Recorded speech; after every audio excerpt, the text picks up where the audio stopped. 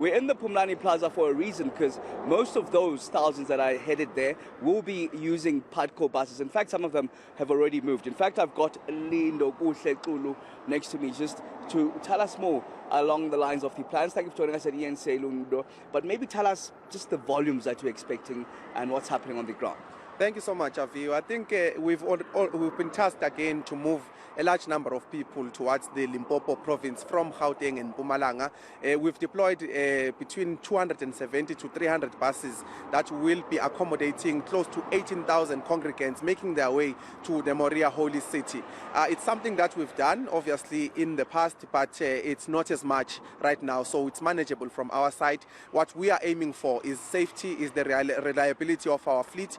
So we've made sure that we're deploying the new buses, new generation Mercedes-Benz buses for this particular operation. But I can certainly tell you that we are right now on course to deliver 18,000 people to Limpopo.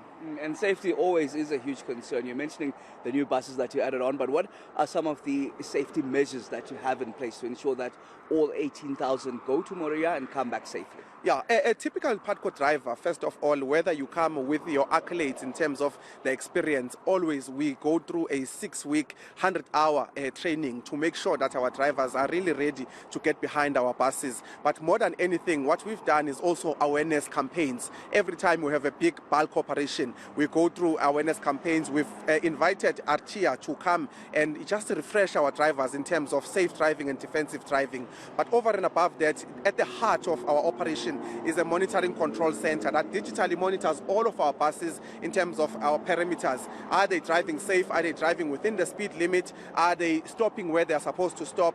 And from that, we're able to monitor things like good driver behavior. We're able to pick up if a bus is stopping where it's not supposed to be. And from that, we're able to respond without even a driver reporting whether they have a challenge or not.